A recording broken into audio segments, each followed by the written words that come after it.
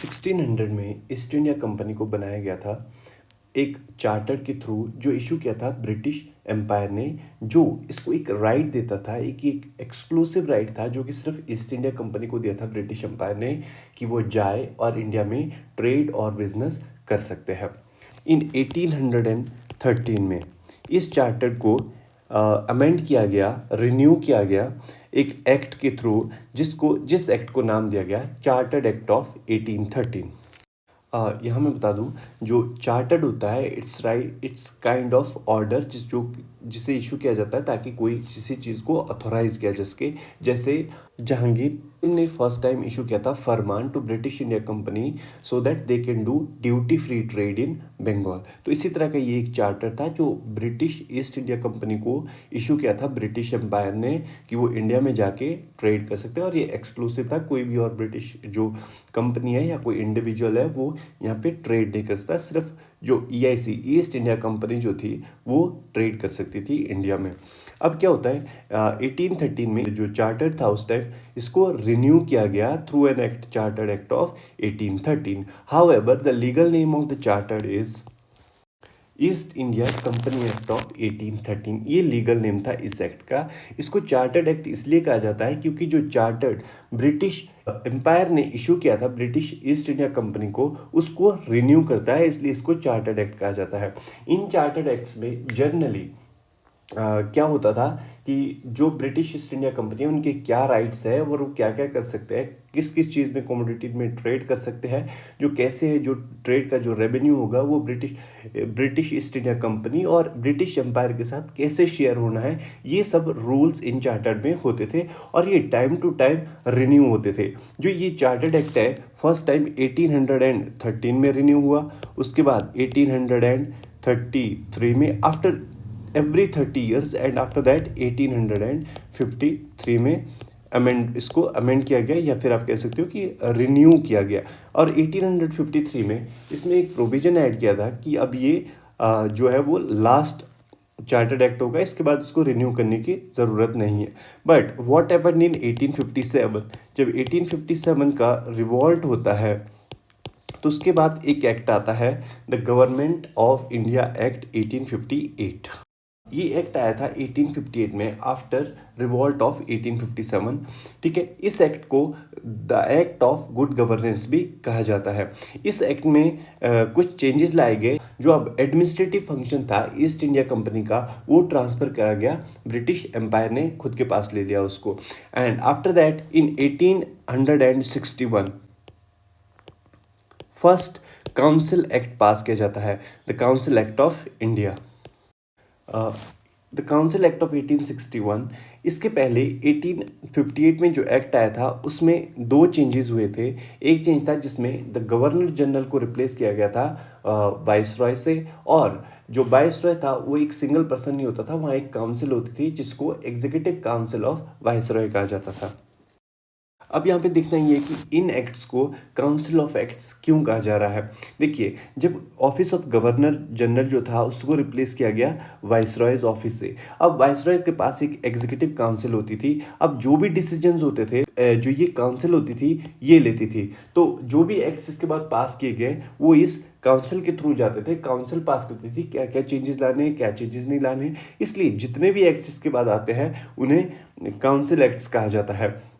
अब यहाँ पे ये भी देखना है जो इसका सब्जेक्ट मैटर होता था, इन्हें काउंसिल एक्ट्स क्यों किया जाता है और इनका फंक्शन क्या होता था। जो ये एक्ट्स यहाँ पे पास हुए थे ये जनरली रूल्स बनाते थे कि ये जो काउंसिल के मेंबर्स कौन होंगे, इनका जो टर्म्स होगा वो कितना होगा। आप देखोगे कि 1858 के बाद फर्स्ट टाइम इंडियंस को भी इनकॉर्पोरेट किया गया था इस एग्जीक्यूटिव काउंसिल में, और अदर जो नॉन ऑफिशियल मेंबर थे उन्हें भी एग्जीक्यूट लेटर ऑन इसमें इंक्लूड किया जाता है। तो ये जो काउंसिल एक्ट्स होते थे ये रूल बनाते थे, जो गवर्निंग बॉडी उस टाइम इंडिया में थी ये एग्जीक्यूटिव काउंसिल, उसको रेगुलेट करने के लिए रूल बनाते थे। हमने इससे पहले देखा जो चार्टर्ड एक्ट में रूल बनते थे वो जनरली जो कंपनी को जो उस टाइम राइट्स मिले थे, जो ऑफिशियल्स होते थे उनको मतलब क्या क्या पावर्स है, जो रेवेन्यू है वो कैसे डिवाइड होगा, इस तरह के जो रूल्स थे वो हम लेटर ऑन जब वन बाय वन एक्ट्स को हम करेंगे तो उसमें हम देखेंगे कि क्या क्या इसमें चेंजेस लाए गए हैं। बट यहाँ पे आपने ये देखना है जो सब्जेक्ट मैटर होता था वो उसी से रिलेटेड होता था।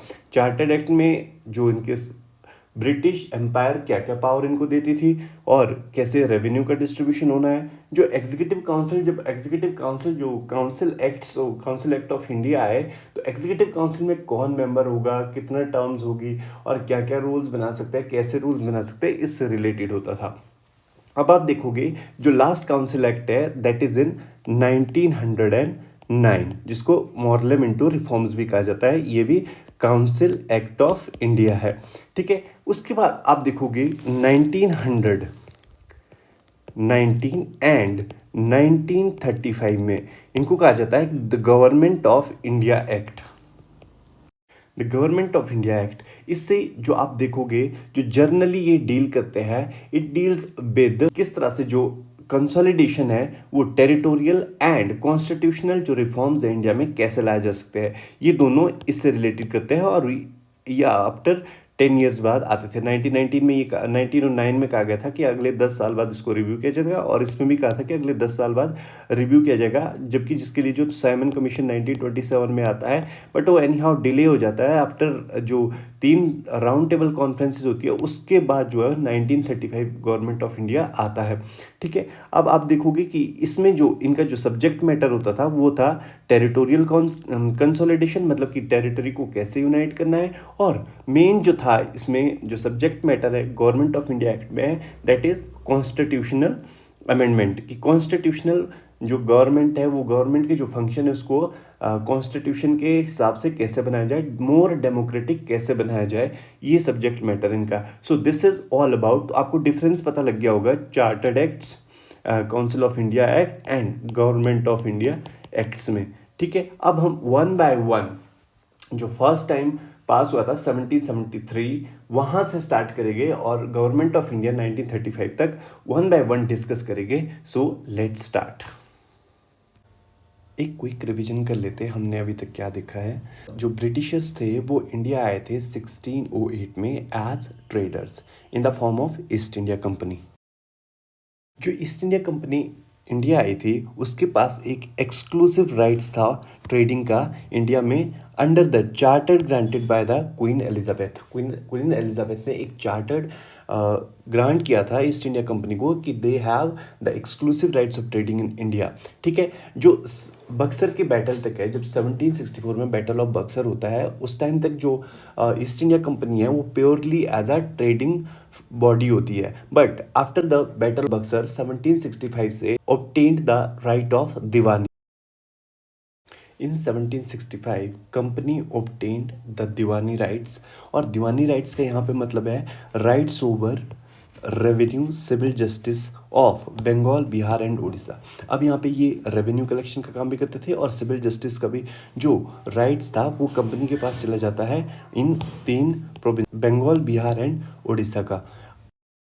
सिपाही म्यूटिनी होता है जो रिवॉल्ट ऑफ 1857 जिसे कहा जाता है, उसके बाद जो ब्रिटिश क्राउन होता है वो अज्यूम कर देता है जो रिस्पॉन्सिबिलिटी होती है गवर्नेंस ऑफ इंडिया, वो जो ट्रांसफ़र कर देता है जो एडमिनिस्ट्रेटिव फंक्शंस होता है ब्रिटिश ईस्ट इंडिया कंपनी जो अभी तक कर रही होती है वो सारे फंक्शन ट्रांसफ़र कर देती है क्राउन को, खुद को कर देती है ट्रांसफ़र। अब सारे जो रिस्पॉन्सिबिलिटी होती है एडमिनिस्ट्रेशन की वो British crown directly hand over कर देता है खुद को ब्रिटिश ईस्ट इंडिया कंपनी से। क्राउन का रूल था वो कंटिन्यू रहता है 15 अगस्त 1947 तक, जब तक इंडिपेंडेंस नहीं मिलती है इंडिया को।